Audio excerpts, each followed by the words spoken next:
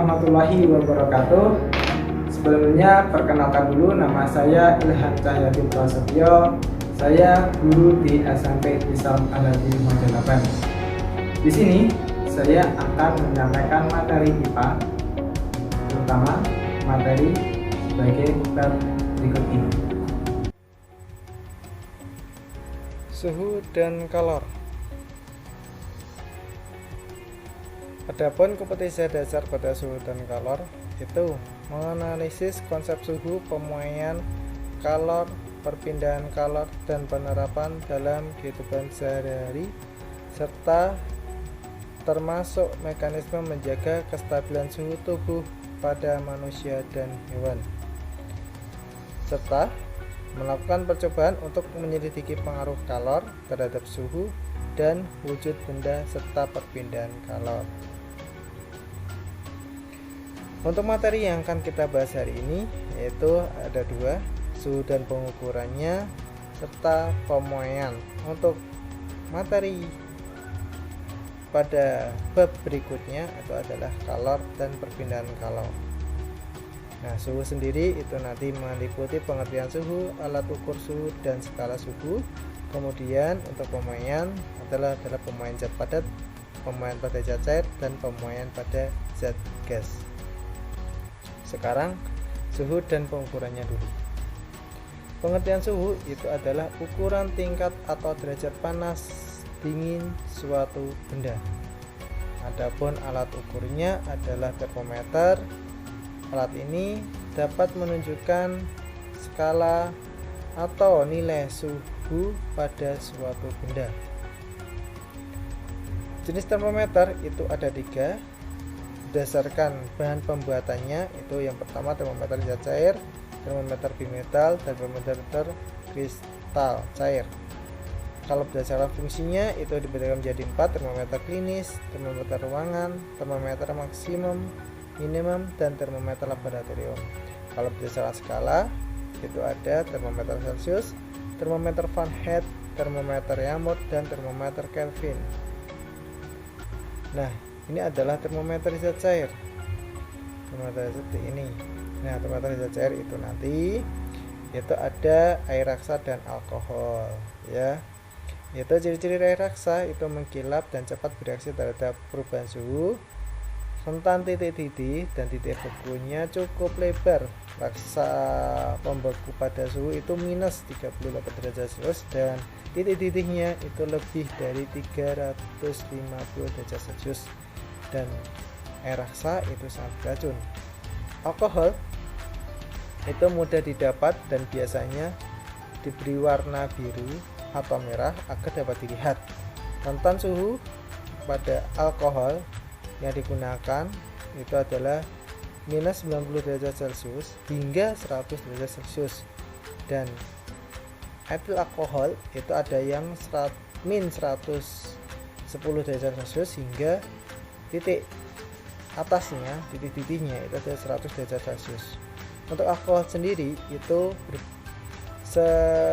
berbahaya dengan air raksa dan mudah menguap sehingga lebih aman, ya. Jadi alkohol itu tidak sebahaya air raksa.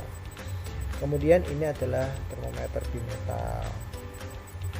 Nah, termometer bimetal itu menggunakan dua bahan logam yang berbeda, biasanya besi dan tembaga, untuk mengukur perubahan suhu. Nah, cara kerjanya adalah pada saat termometer terkena suhu yang tinggi, maka logam akan membengkok ke arah logam yang memiliki koefisien muai yang lebih tinggi. Sebaliknya, jika termometer terkena suhu yang lebih rendah, maka logam akan membengkok ke arah logam yang memiliki koefisien muai yang lebih rendah.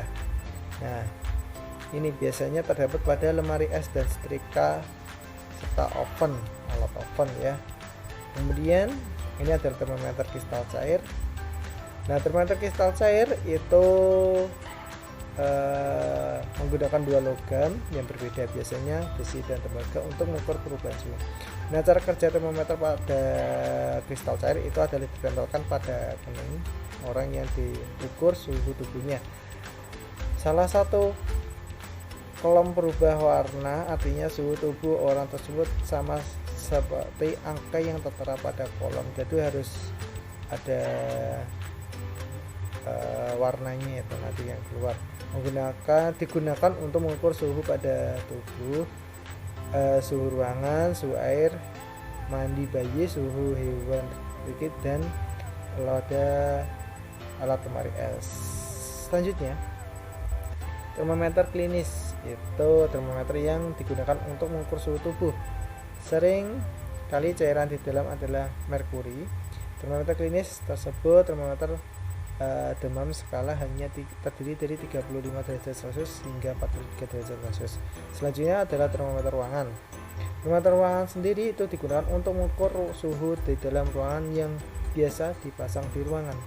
Termometer ruangan ini memiliki daerah pengukuran yang bervariasi, misalnya antara minus 50 derajat sampai 50 derajat Celcius. Nah, termometer maksimum minimum adalah gambar seperti ini. Termometer maksimum berfungsi untuk mengukur suhu maksimum yang terdiri dalam satu hari dan diamati setiap jamnya. Itu 19 waktu Indonesia Barat atau jam 12. Nah, termometer minimum signifikan berfungsi untuk mengukur suhu minimum yang terjadi pada hari dan diamati setiap hari, setiap jamnya. Termometer laboratorium, ya, termometer laboratorium digunakan untuk perlengkapan praktikum di laboratorium. Cara menggunakannya itu adalah dengan mengukur suhu objek benda yang akan diukur, jadi dicelupkan ke benda yang akan diukur. Kemudian termometer berdasar skalanya, itu nanti ada termometer Celcius, termometer Reaumur, termometer Fahrenheit, dan termometer Kelvin. Nah, termometer skala termometer hubungannya itu adalah seperti ini, ya. Celcius, Fahrenheit, Reaumur, Kelvin. Nah, perbandingan skalanya untuk perbandingan skala Celcius, skala Reaumur, skala Fahrenheit, dan skala Kelvin itu adalah 100 banding 80 banding 180 banding 100. Kalau disederhanakan itu menjadi 5 banding 4 banding 9 dan banding 5. Sehingga dengan berdasarkan titik tetap atas dan bawah itu mulai dari 0 semua, itu perbandingannya angka suhunya adalah sebagai berikut, ya. Termometer Celcius banding termometer Reaumur banding termometer Fahrenheit itu dikurangi dengan 32. Kemudian termometer Kelvin itu dikurangi dengan 273 derajat. Kemudian perbandingannya ada 5, 4, 9, dan 5. Kemudian sekarang adalah tentang pemuaian. Salah satu perubahan pengertiannya, ya, pengertian pemuaian itu adalah salah satu perubahannya yang terjadi pada benda adalah ukuran benda itu berubah. Jika suatu benda naik, secara umum ukurannya benda bertambah. Peristiwa ini disebut pemuaian. Perubahan suhu menyebabkan pemuaian pada benda. Pemuaian dapat terjadi pada zat padat, zat cair, dan zat gas. Kemudian sekarang adalah pemuaian zat padat, ya. Pada umumnya benda atau zat padat akan memuai atau mengembang jika dipanaskan dan menyusut jika didinginkan. Pemuaian dan penyusutan terjadi pada panjang, lebar, tebal benda tersebut. Jika benda padat dipanaskan, suhunya akan naik pada suhu yang tinggi atau molekul penyusun logam tersebut akan bergetar lebih cepat dan biasanya, sehingga logam tersebut akan memuai ke segala arah. Kemudian pemuaian zat padat itu nanti meliputi pemuaian panjang, pemuaian luas, dan pemuaian volume. Pemuaian panjang itu adalah pertambahan ukuran panjang suatu benda karena menerima kalor. Kalau pemuaian luas itu adalah pertambahan ukuran luas, bisa panjang dan lebar suatu benda karena menerima kalor. Kalau pemuaian volume itu pertambahan ukuran volume, panjang, lebar, tinggi suatu benda karena menerima kalor. Nah, sekarang ini, ya, pemuaian panjang. Faktor pemuaian panjang itu meliputi, ya, dipengaruhi oleh beberapa faktor, yaitu panjang awal benda, koefisien pemuaian panjang, dan besar perubahan suhu. Kemudian koefisien pemuaian panjang sendiri itu adalah alfa dilambangkan alfa ya. Suatu benda dipengaruhi oleh jenis benda atau jenis bahannya. Nah, kalau persamaannya secara matematis adalah seperti ini ya. Persamaan 1 pertambah panjang akhir ya, ini LP itu adalah panjang akhir. Panjang akhir itu adalah panjang awal ditambah dengan pertambahan panjang. Untuk persamaan yang kedua, persamaan yang kedua, ini delta L ya. Delta L itu adalah pertambahan panjang. Pertambahan panjang itu adalah panjang awal dikalikan dengan alfa. Alfa itu koefisien mulai panjang dikali dengan perubahan suhu delta T ya. Persamaan yang ketiga adalah panjang akhir LT itu adalah digabung antara persamaan 1 dan persamaan 2 digabung sehingga menjadi persamaan yang ketiga, yaitu panjang akhir itu adalah panjang awal dikalikan dengan dalam kurung 1 ditambah koefisien panjang dikali dengan pertambahan suhunya. Keterangan ada di bawah ini semuanya ya, jadi bisa kalian pelajari. Untuk selanjutnya koefisien panjang, ini koefisien panjang setiap benda itu berbeda-beda ya, dan nilainya itu aluminium itu mempunyai koefisien panjang 0,000024 per derajat Celcius. Jadi setiap pertambahan suhu 0,000024 derajat Celcius itu aluminium bertambah 1 cm gitu ya. Kalau perunggu itu adalah 0,000019 derajat Celcius, besi sekian, grafik sekian, kaca sekian, kaca grafik itu sekian, baja sekian, dan tebal sekian. Kalian bisa baca di buku paket kalian juga ada, di LKS pun juga ada, nanti siap kalian.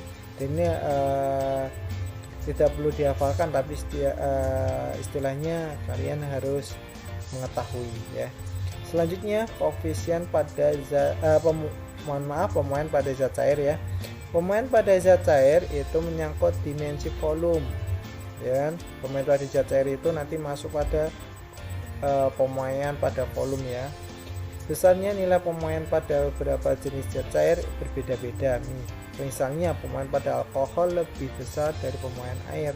Pemuaian pada air lebih besar daripada pemuaian minyak kelapa. Dengan demikian pemuaian zat cair dipengaruhi oleh jenis zat cair tersebut. Sama dengan benda zat padat tadi, zat padat lain dipengaruhi juga oleh jenis bendanya. Jadi koefisien muai bendanya. Selanjutnya pemuaian pada zat gas juga meliputi koefisien menggunakan pemuaian volume ya. Sama halnya dengan zat padat dan cair, maka semua jenis gas juga akan memuai apabila dipanaskan atau menyusut jika didinginkan.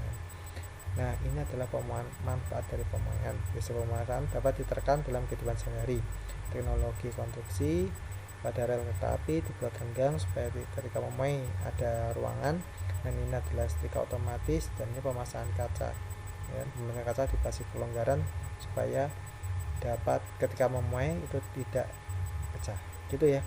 Itu saja yang bisa saya sampaikan. Selanjutnya silahkan mengerjakan tugas dan pelajari materi berikutnya. Terima kasih. Sekian materi yang bisa saya sampaikan. Mungkin ada kurang lebihnya saya mohon maaf. Saya ucapkan sekian. Wassalamualaikum warahmatullahi wabarakatuh.